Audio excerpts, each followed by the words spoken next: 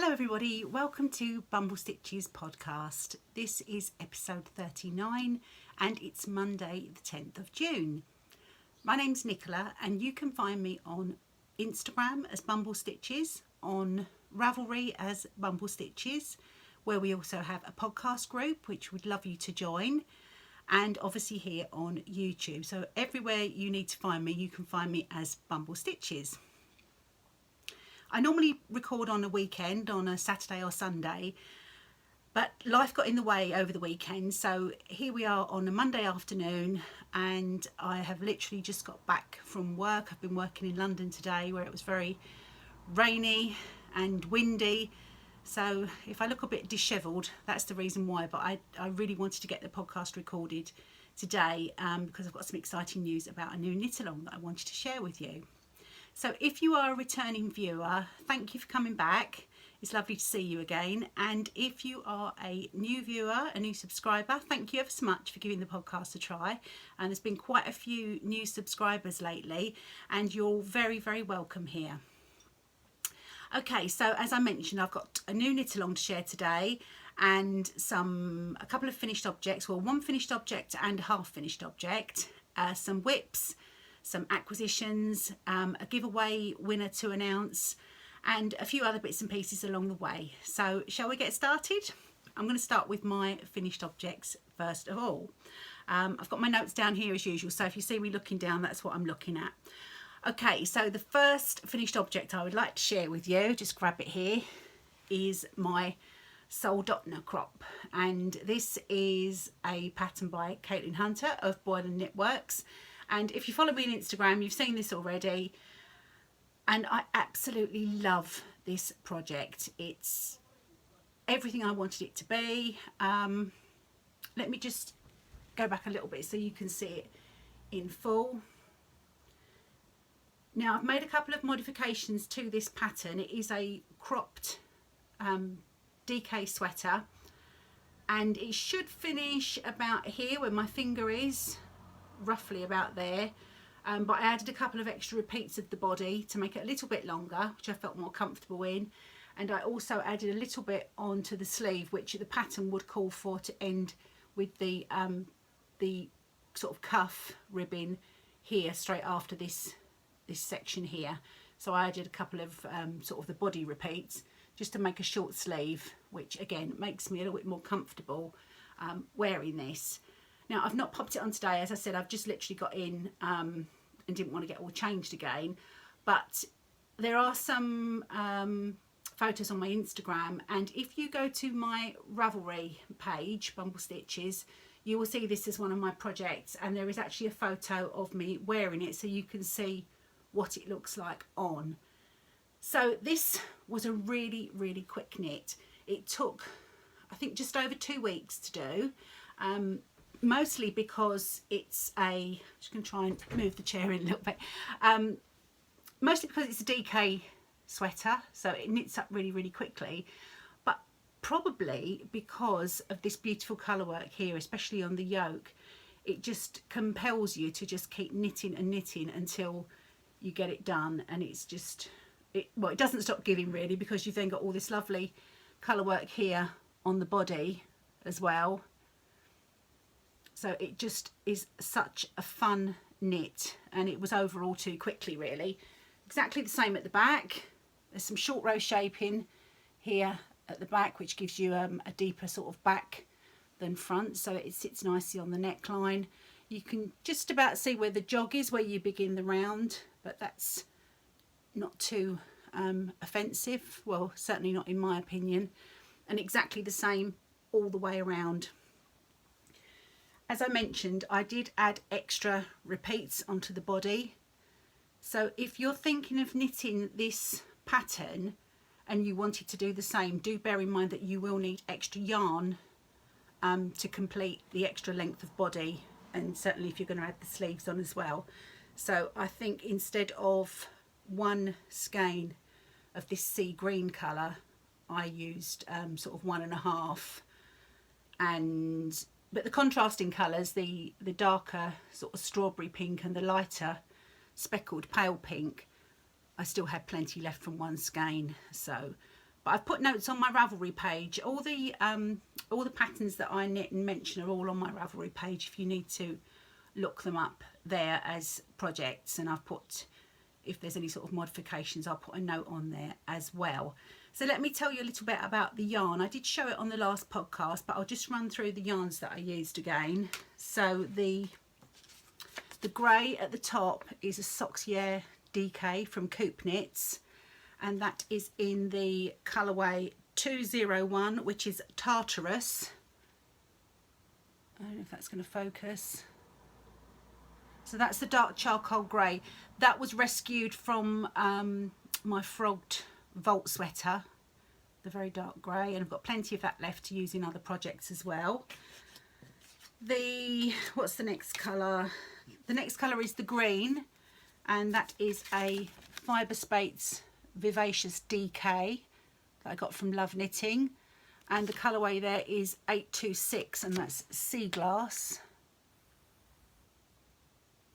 And the detective in me tells me that these labels are so similar in the way they're printed. I've got a feeling that Fibre Spates might even produce the yarn for Coop Knits, but I'm just guessing that. On the contrast, the darker pink here is another Vivacious DK from Fibre Spates, and that is in the colourway 830, which is Strawberry.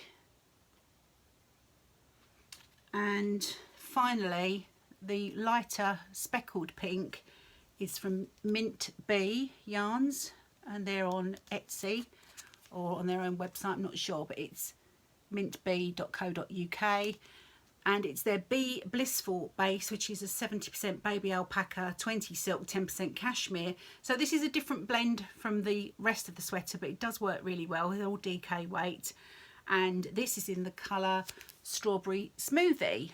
So that went quite well because we've got obviously Strawberry is the darker shade and Strawberry Smoothie is the lighter shade. So absolutely love it.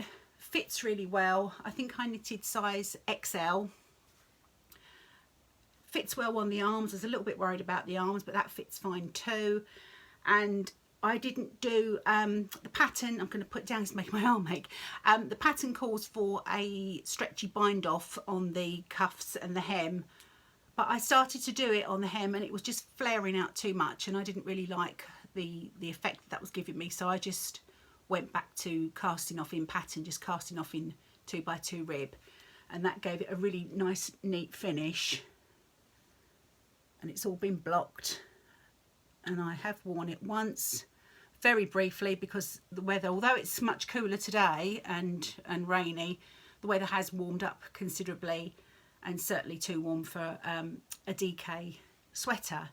So that is Soldotna by Caitlin Hunter, Boyland Knitworks, and I absolutely love it. And if you're on the fence about it, which I was, because it's a very cropped look, and I don't feel that I'm cropped sweater shape, don't be put off. You can do what I did. You can add a little bit extra length. Mine sits sort of just at the waist instead of above the waist, or you could even knit it longer if you wanted to knit it sort of to your hip bone, as long as you allow for the extra yarn. And it really is a beautiful sweater, and the colour work is a dream to knit, especially in DK. So if you are fancying doing your first colour work sweater, I would recommend this because it keeps your interest. There's only ever 2 colours per round. It knits up really quickly in DK, and I can't say enough good things about it. I think it's just it's one of my favourite sweaters that I've knit so far. I'm going to show you my floats inside, just because I know people like to see, well, I do anyway. So I'm just going to show you how it looks on the inside. So you do carry obviously all across the body and then inside, and my colour work is getting better each time I do some colour work, so I'm feeling quite confident about it now. When I first started doing colour work, I was catching all the floats every couple of stitches, and it was making a very sort of thick and not very stretchy fabric. But now that I'm sort of stranding properly and getting into the swing of it, I think I'm getting much better results. So that's finished object for this episode, which is this Soldotna. Love it. Right, I'm going to pop that down. And I'm going to move on now to a half finished object. And you may remember I was mentioning last episode that I'm now trying to work 3 whips at a time. So the 3 S's: sweater, shawl and socks. And shawl and socks can be sort of interchangeable with, you know, hats and mittens and stuff like that, just sort of small projects, but only one sweater really is the main goal. So I was working on some socks, which are living in this lovely project bag from Little Tailoress, and they are so this is kind of finished objects and whips all in one, if you like. My cable of my needle's getting caught up on me. So these are the Fair Isle flower socks. This is a free pattern on Ravelry, and if I can find the pattern here,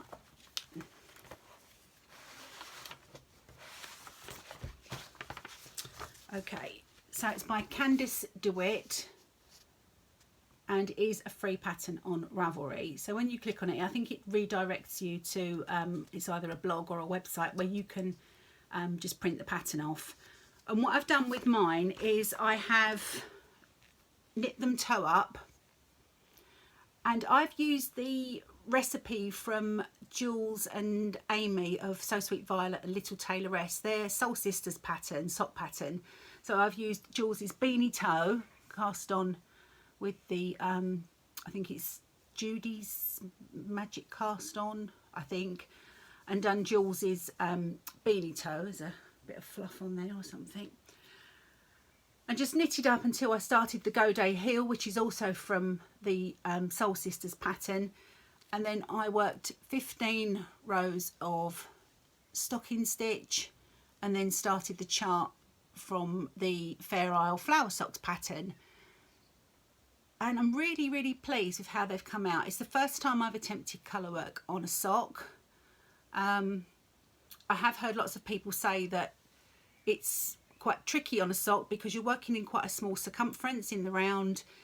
Floats do tend to sort of be a little bit tighter than perhaps if you're knitting on a sweater. But I sort of preempted it by going up quite a lot on my needle size. So the main foot of the sock I knit on a 2.25mm higher needle in magic loop, and when I got to the chart, and I'll show you the chart because it's a free pattern. Look at my bit of washi tape at the top. So it's quite a simple chart, and when I started the chart, because I was working toe up, I started here. If you're working cuff down, you just start at the top and work down.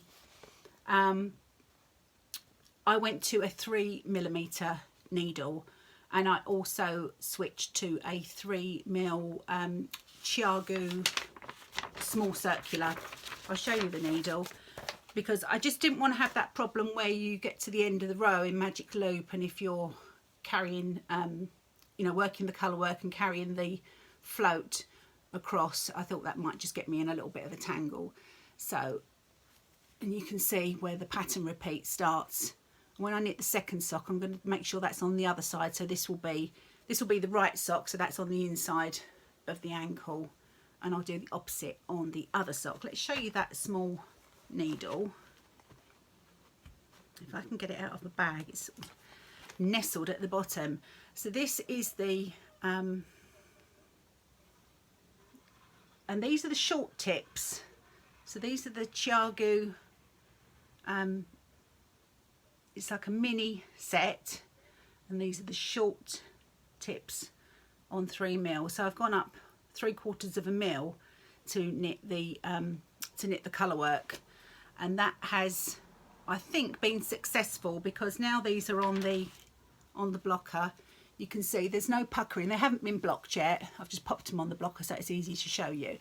But you can see there's no puckering, and I think they're going to be absolutely fine. I knit just a 2x2. Once I got to the rib, I changed back to my 2.25mm needles and just did a 2x2 rib, and I did do a stretchy bind off because of them being toe up. And I'm going to be brave, and I'm going to show you the floats inside. and must admit it's the first time I've turned them inside out, so I'm just going to turn sort of like the top bit inside out, but you can see the floats there, and there does seem to be quite a lot of stretch still by going up that much to a 3mm. So I'm really pleased with how first sock has turned out. I'm going to pop that back on the blocker. And knitting colourwork socks was one of those sort of like, it was like an itch that I had to scratch. I really wanted to see if I could do it, and I thought with this just being 2 colours and being quite a nice bold design, it would work really well. The yarns I used, I showed last time. I was doing this on the train today, so I'm just on the, I've done the toe and just sort of knitting up the foot on the second sock. So they are these yarns, which are from the Knitting Shed on the Ainsworth and Prynne. What's the yarn called? I will show you. So that's the tag, Ainsworth and Prynne. It's their slubby sock base, 85% superwash merino, 50% viscose nep, and the main colourway, the pink, is called Ointment, and the sort of the charcoal grey mini didn't have a colourway name. But as I was knitting them, I was worried that the neps in the Ointment colourway, where they were appearing within the colourwork section, I thought they might sort of just sort of merge into the colourwork. But as they're done now, it sort of stands out really well. So yeah, I'm really pleased with those. I don't know if I'll knit many pairs of colourwork socks, but as I said, it was just sort of like a knitting itch that I needed to scratch, and I'm really pleased that I'm doing them, and I can't wait to get the other one finished, get them blocked, and hopefully share them with you on the next episode as a completely finished object. So those are my socks. I'm going to pop them back in the bag now and move all that out of the way, and then we'll move on to my next work in progress. Just twizzle round, pop it on here. Okay, so the next work in progress hasn't seen an awful lot of progress. It's the Xerophyte shawl, which was in Making Magazine, the Desert edition. And I think actually, thank goodness, I've put a marker in here this time. And it's this shawl here. It's by Amy Vandelar, and it's a really nice simple shape with some sort of bobble details in the main body, and then it goes down into like a very wide rib section for the border, quite a deep border there. I'll show you my progress. As I said, it isn't a huge amount, but I'll show you what I have, because I've kind of been knitting crazy on my work in progress number 3. But let's just move all the tangles out of the way. So this is the progress so far. So you can see the pattern starting to form. It sort of forms like a little crisscross. Reminds me of those beautiful sort of padded note boards that you get, the fabric ones with the tape across, in a sort of like a diamond pattern, like a lattice pattern. And you can see these little bobbles that you form, and they're not big bobbles, they're just almost like little sort of bumps, little sort of kisses really. So I need to just carry on with the body of that, and the yarn I'm using is this beautiful green. I think, yeah, that's about right where I've got it there, that colour representation. And this is hand-dyed yarn from Meta of Gather Yarns, and I'll just share with you again. It's 70% alpaca, 20% silk and 10% cashmere, and is naturally dyed with alchemilla molis and iron. So it's absolutely gorgeous. And Gather are on Etsy if you're interested in having a look at those. So that is the shawl that I'm working on at the moment. And once the socks are done, I think I'll put a bit more work into this project here, and that's living in one of my Denim and Liberty project bags that I made last year. This is actually some of Justin's old jeans that had some really nice warm bits on that I really liked.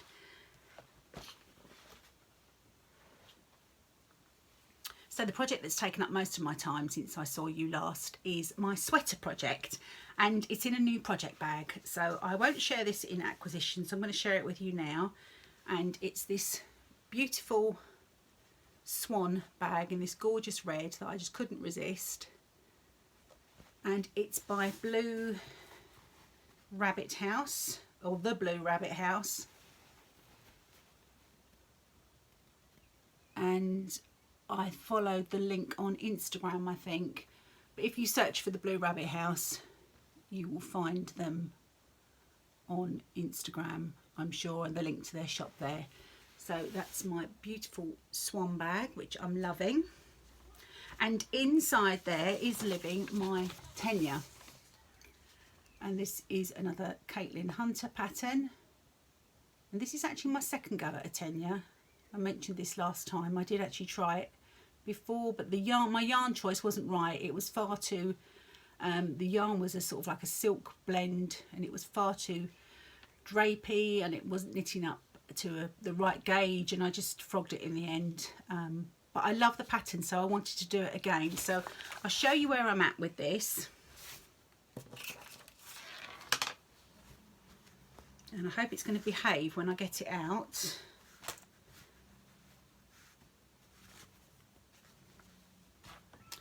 Okay, the yarn I'm using is the Ruby Slipper from Giddy Aunt Yarns. It's on their platinum sock base, and it is 75-25 superwash merino and nylon. But this colour is just, I love it. It's just so intense. And although Tenyear's a short sleeve sweater and probably mostly sort of thought of as a summer garment, and red really isn't, I don't know, I just thought it would work really, really well. So this is where I'm at. It's blowing out a little bit. It's not quite as intense as it should be, but I've done the lace work at the bottom, and I'm just knitting up the body now. And have you seen the little Ruby Slippers Progress Keeper on there?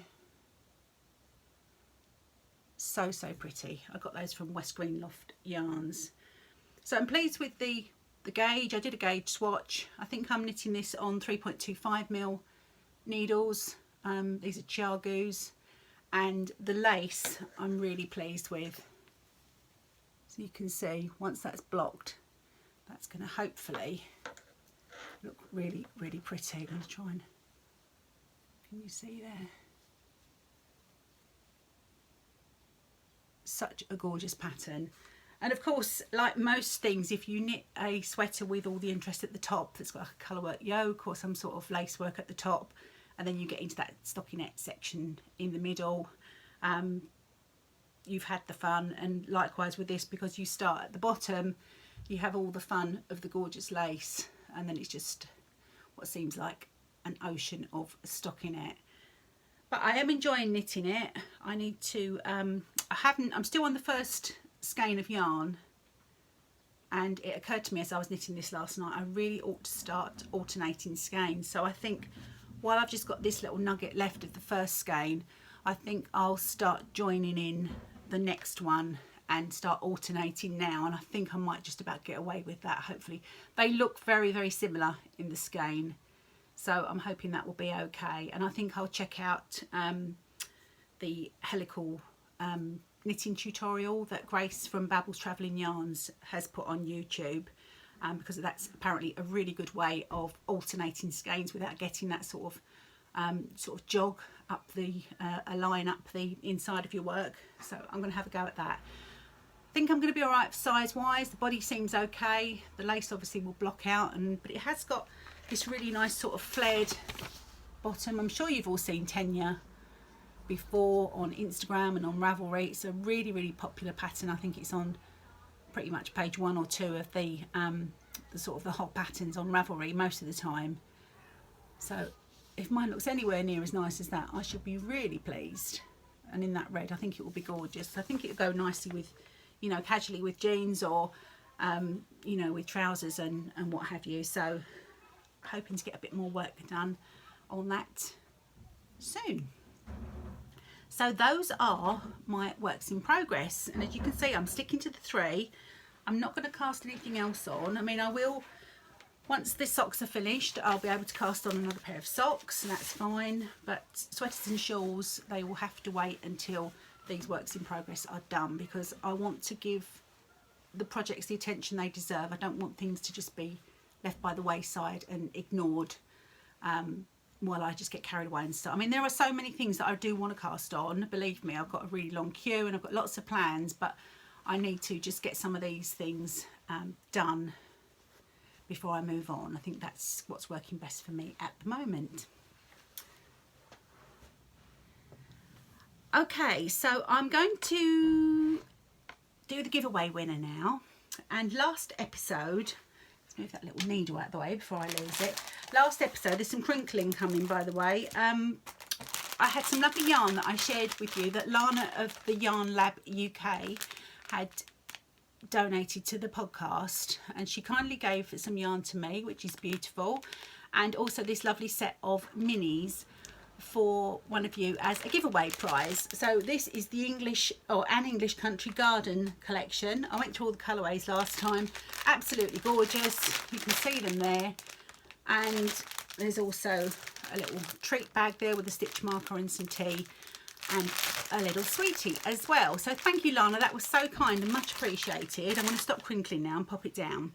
So I asked you all, I showed you my scrappy granny stripe blanket that I've been crocheting, and explained that I had a few problems with it hurting my hand crocheting because it's quite a small hook, and I wanted some ideas as to what I could do with it, because I didn't want to frog it and I didn't really want to continue with it. So there were lots of really fab ideas for what I could do with it, and also your ideas of what sort of things you like to crochet or knit with minis and scrappy sort of scraps of yarn. So I will probably, I'm thinking I'm either going to do one of two things with the scrappy, with the granny stripe blanket.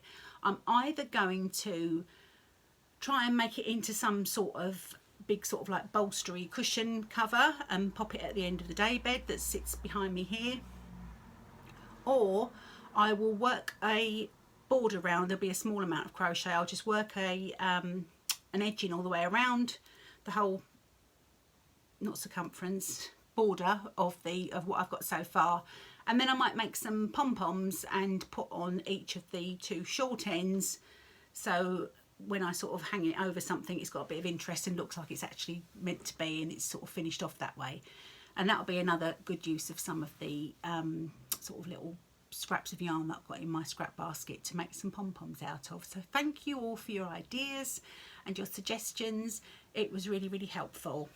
But of course we have a winner. So there were 48 posts in the thread on Ravelry. The first one was mine, so I did a random generator between 2 and 48, and the winner is post number 10, and that is Anita Bulb is your Ravelry name, and that's Anita from Bridgend in the UK. So congratulations, Anita, you have won these lovely minis and treats from Lana at the Yarn Lab UK. If you get in touch with me on Ravelry or on Instagram and let me know your address, I'll get these sent out to you. And if you haven't won, obviously the rest of you that aren't Anita haven't won, but do check out Lana's website at the Yarn Lab UK. They're on Etsy, if you can see that there, and check out her beautiful yarns and treat yourself from something from Lana's shop. Okay, I'll put those safely so they get to Anita. Right, so I'm going to you'll see like a short break in the film because I'm going to move location. We're not going anywhere exotic, we're just going to the other side of the room, because I'd like to talk to you about the new knit along that I have starting, and it is the Boyland along, and it's going to be all relating to the patterns of Boyland Knitworks from the very talented Caitlin Hunter, who is absolutely at the top of my favourite designers. So I'm going to join you on the other side of the room, and I'm just going to show you some of the completed Boyland Knitworks sweaters that I have done, and then I'll tell you how the knit along is going to work, and hopefully you'll join me.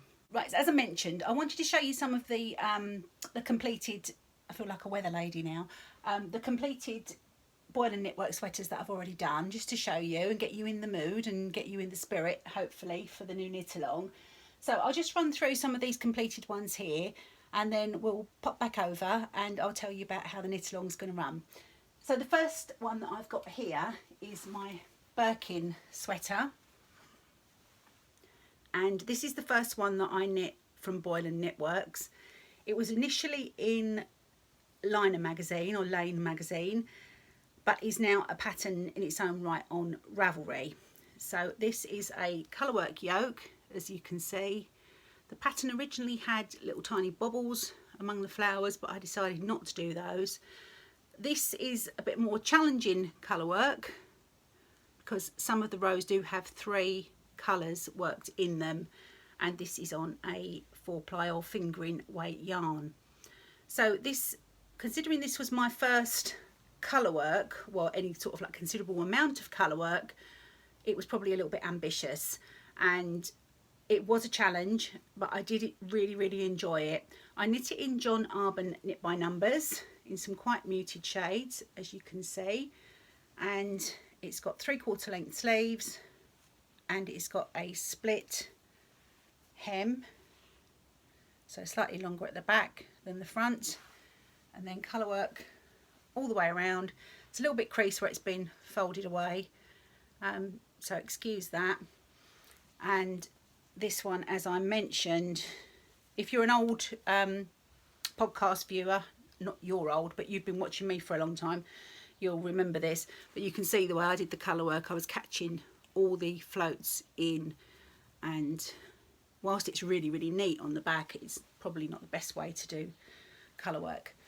So that's Birkin. Pop that down there. The next one that I have here is the Ingalls, and these are all, as I said, these are all Boyland Knitworks patterns.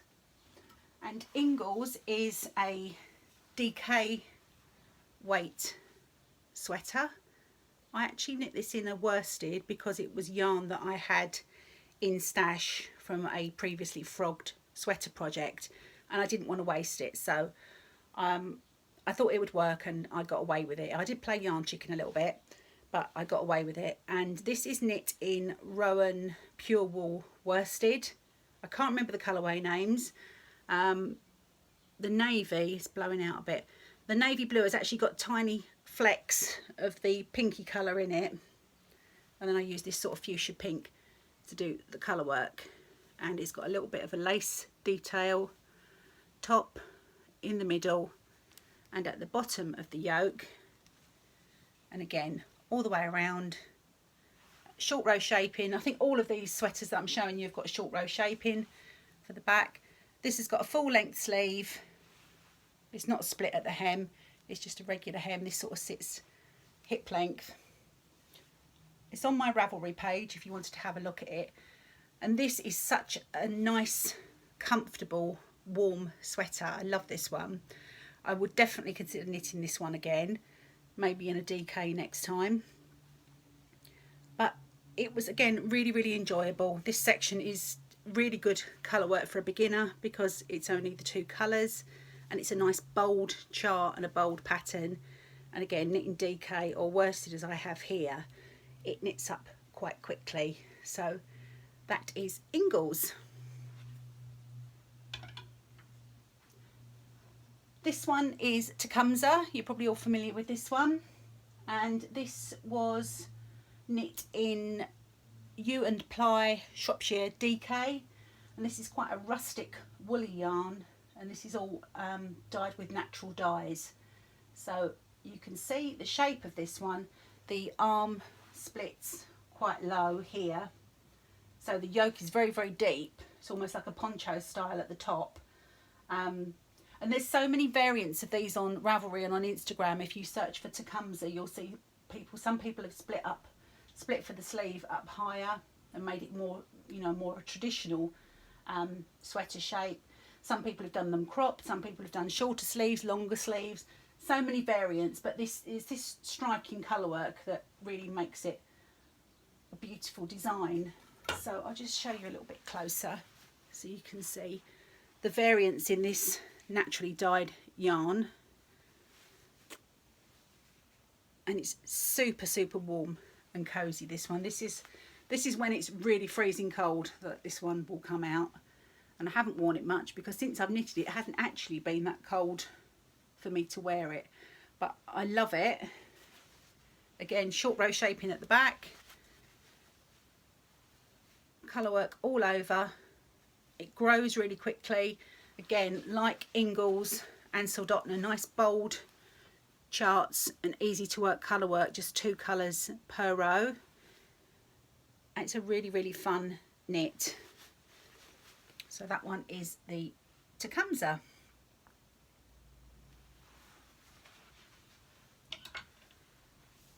The last one that I've got as a finished object here is the Sapilla, and this is my most recent finished Boyland Knitworks sweater, and I wore this on the last podcast episode. And this is knit in, it's all in merino singles, and the blue here is La Bien-Aimée in Wee Rainbow on a Vespa colourway, and the main body was knit in Fine Fish yarns, again merino singles in the Fink colourway. So this is a lovely design. The colourwork yoke, I didn't mention, all the sweaters that I've shown you are all knit top down. So you start off here with the neck into the yoke, and they've got increases to get the size in right, and colour work all the way around. Again, short row shaping at the back. So this is a little bit more of an intricate chart. You can see compared to the Ingles and the Tecumseh, and what was the other one? Oh gosh, I'm forgetting. Oh no, Birkin was quite complicated, but definitely compared to Ingles and Tecumseh, a little bit more of an intricate chart. But really engaging, and again it really pushes you on to just keep knitting. I find them quite addictive to do these colourwork yokes. Only 2 colours again, so that works out really well. And if you use a variegated or speckled yarn for the colourwork, it kind of looks like you've done more work than you actually have, so I think that's a real winner. It's got a really nice, just simply rolled over edge here at the neckline, and on the cuff of the sleeve as well. There's 2 versions on this pattern. You can knit the short sleeve version, which I've done here, so I can wear it in warmer weather, and there's also a long sleeve version which has got colour work at the bottom of the sleeve. So there we are, that is Sapilla. So those are my completed Boyland Knitworks sweaters. Hopefully you like one of these that I've shown you. But there are so many more. Obviously we've had a look at Soldotna already earlier in the podcast, and I showed you the Tenyear that I'm knitting on at the moment. So there are heaps and heaps of patterns from Caitlin Hunter of Boyland Knitworks, and I love knitting them, and that's why I thought it'd be really fun to have a knit along of all these lovely designs. So and I believe when I looked on Ravelry earlier today, I think there is an offer for buy 3 patterns and get the 4th free, so it might be worth checking out if that offer is still valid if you go and have a look for some patterns. So I'm going to pop this back now, and I'm going to join you back over at the desk. Okay, so we're back. I hope you enjoyed looking at those completed sweaters that I've done from Boyland Knitworks. There's another one that has been put into hibernation until the weather's a little bit cooler, and that is the little cabin that I've shown before on this podcast.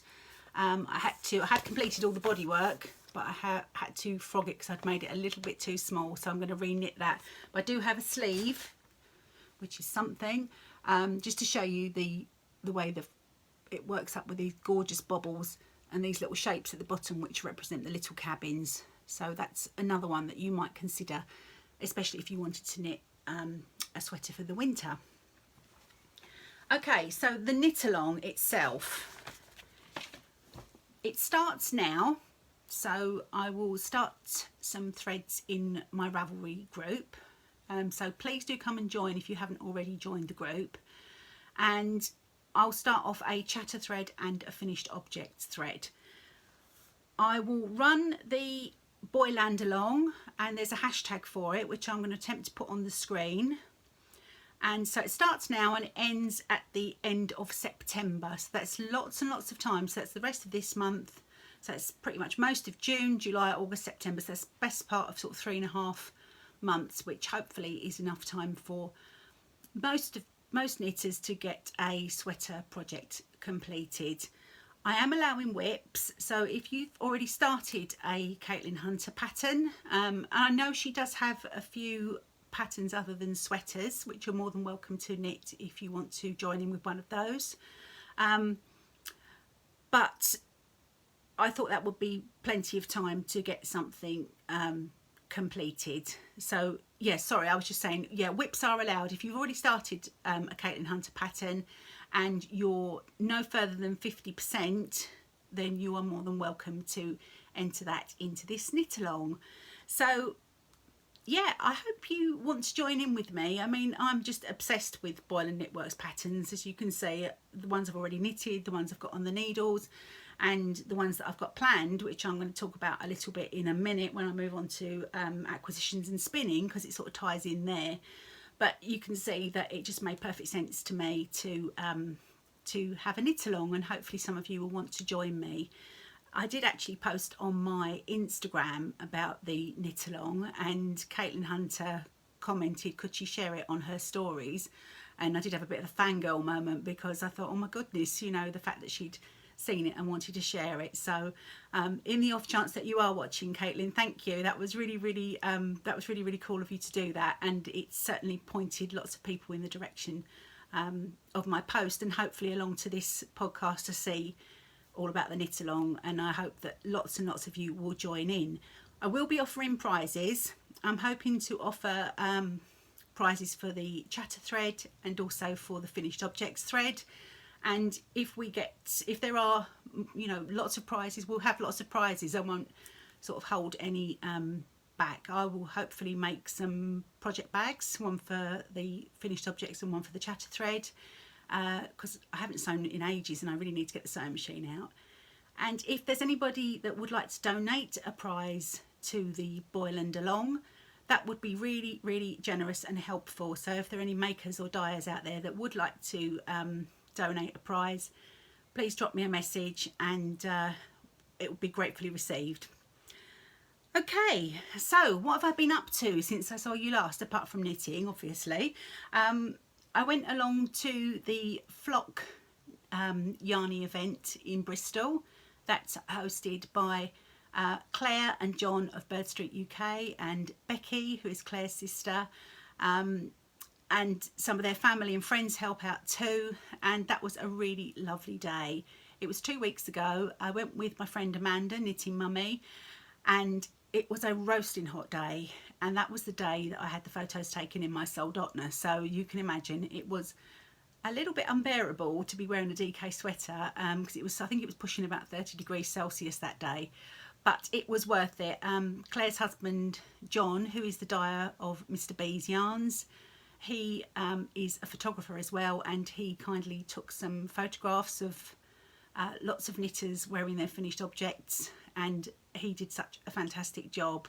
So thank you to Claire and John and Becky and all their lovely helpers for such a fantastic day. It was a really, really good event. It was a long drive from where I live, but it was definitely worth it. There was games and homemade cakes and knitting and chatting, and there was yarn to buy and fibre to buy, and lovely Hannah was there from Yarnia Designs showing off her designs, and there was even an impromptu fashion show with lots of her designs there as well.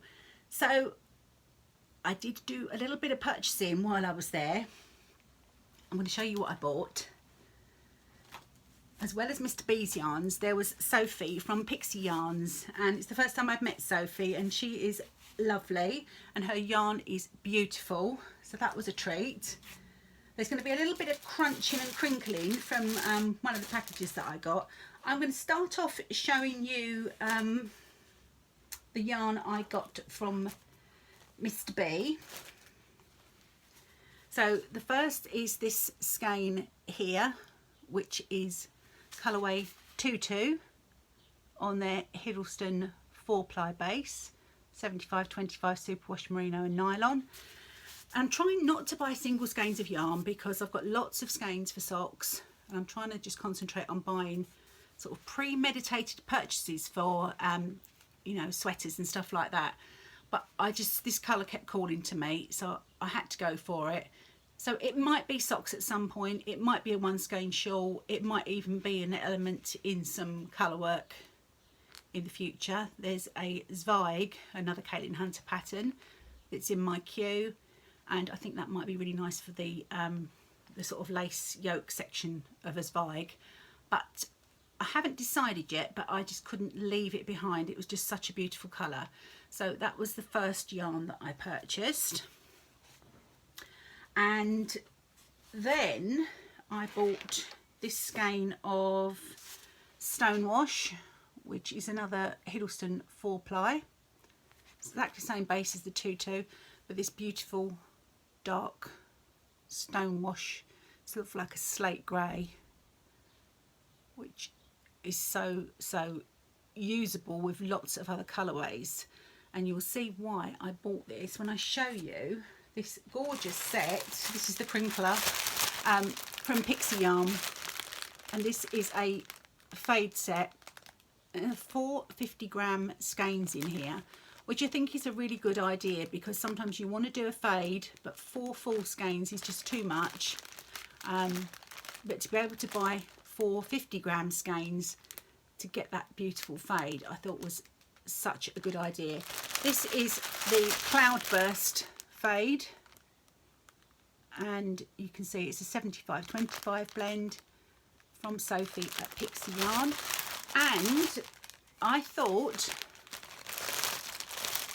that if I popped Stonewash at the end, the plan is with this combination, I've got the boho blush shawl pattern in my queue and in my Make 9 as well. My Make 9 has morphed into so many different things, but anyway, I digress. I thought this would make a beautiful boho blush shawl. So if I started off with the this one here and then work my way out to the Stonewash, and with the fringing of that in the Stonewash, I thought it would be really gorgeous. So just love those, and I'm itching, really can't wait to cast this on. But obviously I have to finish my Xerophyte shawl, because them's are the rules that I've made, so I'm going to stick with it.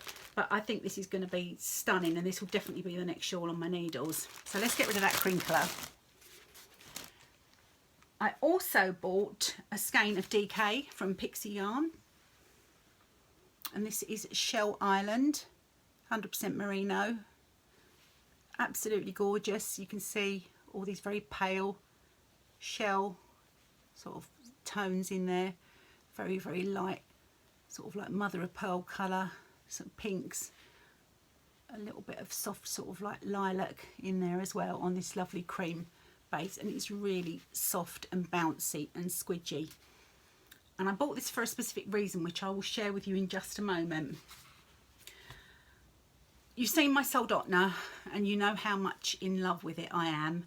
And even before I'd finished knitting it, I was thinking about my next Soldotna, my Soldotna 2.0, and what colourways I would knit it in, and just getting really excited about the thought of doing another one.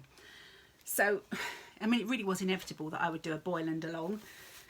So I bought some yarn for Soldotna 2.0, and I'll show you the colourways that I have.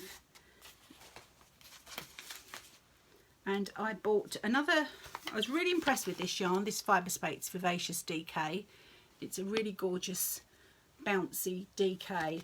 So this is their colourway 823, which is blush. It's not coming up very blush in this light. It's a proper blush pink. It's looking more brown, more browny. Can I get it more accurate? Maybe sort of here is a little bit more accurate, but the light isn't doing it any favours. So that's going to be for the main body, where I've got sea glass. Let's get the Soldotna over. Excuse me leaning. Okay, so this blush will be in place of the sea glass, so it'll be the main body colour. This next yarn is Debbie Bliss Rialto DK, and I think this one's called Bark, although it just has a number on the ball band.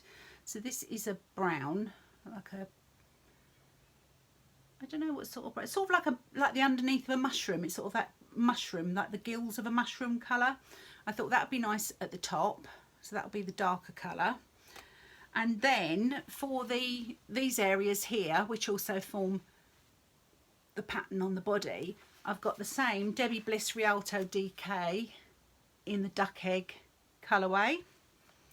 And then I ordered another one, another skein of yarn, which when it arrived, I'd ordered it online, it was completely not how the colour looked on the screen. So that was a no-no. So I tried out a couple of different options from things I had in stash, because obviously you can always hold a fingering weight double to get DK. But I couldn't really find anything I was happy with. So then when I saw this from Pixie Yarns, I thought this could be the answer. So, and obviously this with the Pixie Yarns and the duck egg would form the accents. This for the main body, and then the bark for the darker, sort of like around the collar and the ribs, the ribbing at the bottom and the cuffs as well. I do love it as a combination, but I'm just got that tiny little bit of doubt that this maybe isn't the one that I need. I might have to knit a little swatch, but it will certainly make a beautiful hat, so I have no regrets about buying it whatsoever. And I think it probably will work. I think I'm overthinking it a little bit. So those will be the nice sort of a softer, more subtle Soldotna 2.0 in my future. So I was really pleased with my purchases from Flock. And I've got a lot of knitting ahead, and it's really exciting, and I feel very lucky to be able to have these beautiful yarns in my stash and be so excited about future knitting plans. I'm going to move on to some spinning now, and as I start this section I'm going to carry on with my Pixie Yarns haul, because at Flock Sophie had some gorgeous fibre. I did restrict myself to 2 braids, so I got this gorgeous peachy braid. It's actually a bit more, it's a little bit more vivid in real life than it is on camera. So this beautiful peachy one with some variegated sections in, and these lovely darker bits here which are much more vivid in real life. So that's beautiful, and I'm looking forward to spinning that one up. And then this gorgeous teal and turquoise braid as well, and these are both braids are 75-25 merino and nylon, so perfect for socks if I can ever spin a true sock weight, that is. But I just couldn't resist these two. They're absolutely gorgeous. So I had a lovely day at Flock. So anyway, I was talking about spinning, wasn't I? I have been busy spinning up some yarns. There's a couple of finished skeins that I'd like to share with you now. I'm just getting the details of them. I can reach them over here. So this first skein that I did it was a mini gradient bat set from Fellview Fibres, and you can see it is the Misty Spectrum gradient bat, and it's merino and oatmeal BFL. I think the oatmeal Blueface Leicester, it's got a bit of fibre from something else on it, is what's made it mute down so beautifully. And this was a 5 bat, I think it was 5 bats, 5 mini bats, going from this colour. Let me open it and see if I can show you better. Let's see if I can show you. So it went from this sort of like natural colour here through to the yellows, like the ochre colour, and the red, and there's green and blue and purple, and like a deep charcoal colour in here as well. It's not really behaving very well to show, is it? So I tried to spin it to keep, I did it as a 2-ply, just spun 2 bobbins of singles and then plied them together. And I didn't actually, I'm not very organised, I didn't actually count how many turns of the niddy noddy this was, so I don't, my niddy noddy gives me 1.5 meters per sort of round of it, and I'm not sure how much I've got here. I would guess it's probably a heavy sport to light DK weight, but I was really pleased with the spin. My spinning is getting better. I love doing it, it's very relaxing, and it's just a case of practice really, isn't it? And the more I do it, the better that I get, so good reason to keep on doing it. So that was my first finished skein since I last saw you. And then I worked on another braid. So I'm just trying to get this back into some sort of skein. Not very good at skeining, it just gets a bit messy. My friend Amanda, Knitting Mummy, bought me a beautiful braid from Siobhan's Crafts, or Siobhan's Crafts, and it was a 100% merino, one of a kind rainbow braid. I did put, I don't know if I can't remember if I showed you on the podcast, but I did pop photographs on my Instagram if you wanted to have a look at that. And it was a really fun neon rainbow braid, so pretty. So I wanted to spin it, I wanted to do it justice, and I wanted to spin it with a reason. So I have been following Mina Phillip, Knitting Expat, and Grace of Babbles Travelling Yarns are running a spin and make along. Their SMAL, I think it's hashtag SMAL19, where you spin something with a purpose. So I think most people that spin tend to just spin things because they enjoy doing it and not actually know what they're going to do with the finished yarn. So the reason for this spin and make along is to spin with a purpose, and then the first part of it is spinning your yarn, and the second part is actually knitting or crocheting or weaving or whatever you want to do your yarn into something that you wanted to create. So I thought I would have a go at doing some socks with this lovely braid that was a birthday gift, and this is my completed yarn. So you can see it's quite a lot of barber poling, which I like. I spun it purposely that way to try and get as much of the colour going through the skein as I could, and I love it. It's just so, and it's so, you can see it's really bouncy and squishy. It's a 2-ply, it's 2-ply again. I just did 2 bobbins of singles. When I popped a picture on Instagram, I did one of those scrolly across pictures where you can see different, I think it's about 5 different shots showing it from the original braid into the bobbins, and then the plied yarn on the bobbin, and then eventually the finished yarn. And I did count the yardage, meterage on this. There's 270 meters, so it's nowhere near a fingering weight skein because it's 100 grams here, so it's nowhere near sort of 400 meters. But I'm guessing it's going to be somewhere sort of like a sport weight. I might be wrong. I'm hoping there's enough to knit some socks, even if they're sort of shorty socks. So you can see here, it's not too bad. It's quite, there are some thick and thin spots, but it's quite consistent, and I think it's going to be, I'm hoping it's going to be okay for socks. There's a big, I messed up. I tried to do, I tried to work the fibre so that I had a good mixture of all the colours, but I did end up with quite a big green section in the middle where I miscalculated, and I was quite sad at that point when I realised that I'd messed up and I had a huge green section in the middle. But do you know what, it's okay, because up close it's not just green, it's green plied with yellow and it's green plied with blue, and there is quite a lot of variation in it. I don't know if the camera will pick that up.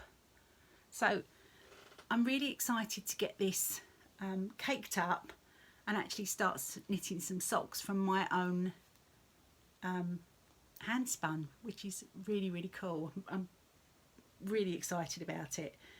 So yes, practice makes perfect. Whether or not I will ever get to a true fingering weight, who knows, but it's really fun trying. Okay, pop that to one side.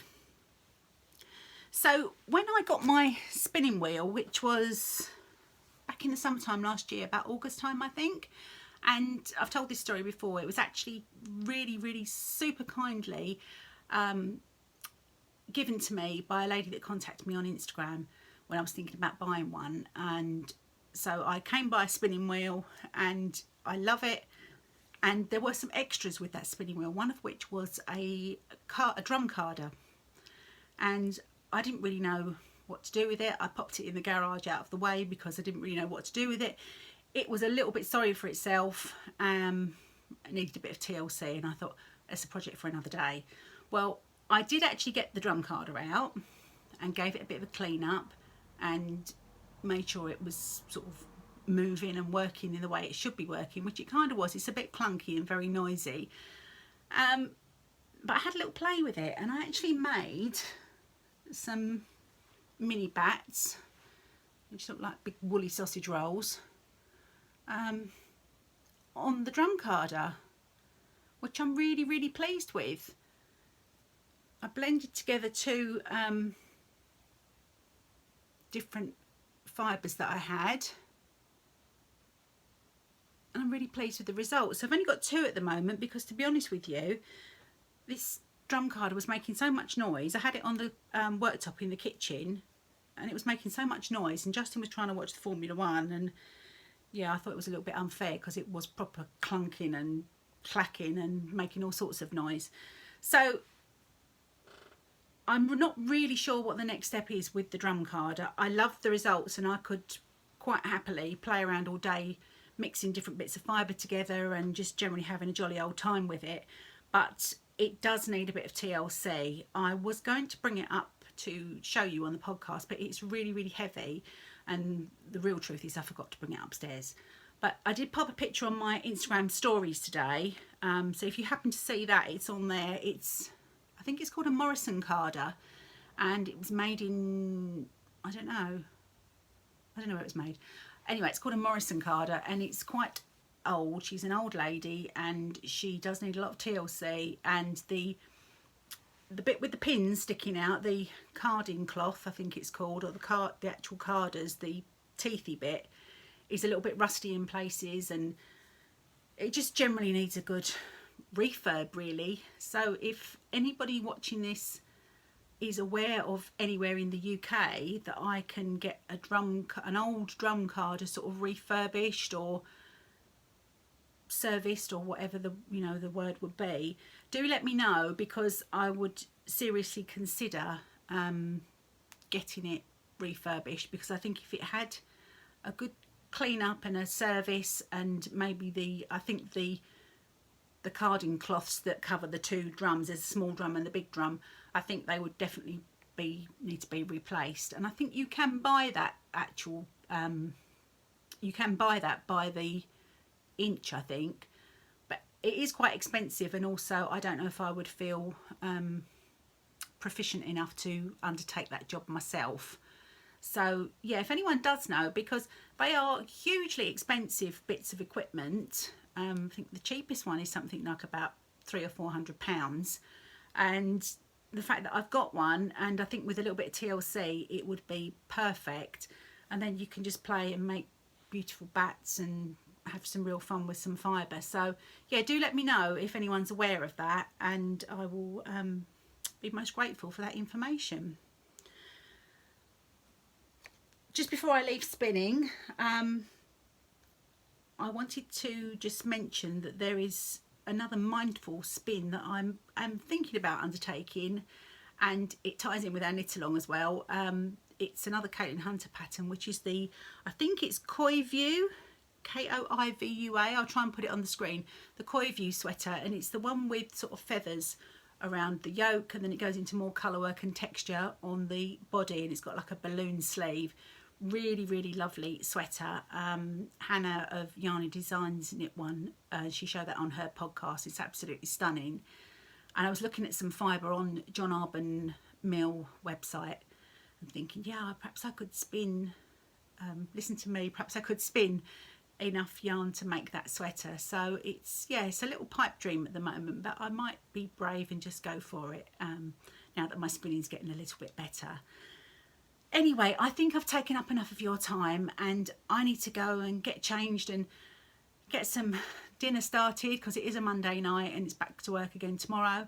But it's been so nice popping in to have a chat with you, and congratulations to our giveaway winner. Please do go and join the Ravelry group and join us in the knit along, the hashtag Boyland along, and I will see you in a couple of weeks' time, and have happy knitting times until then. Bye.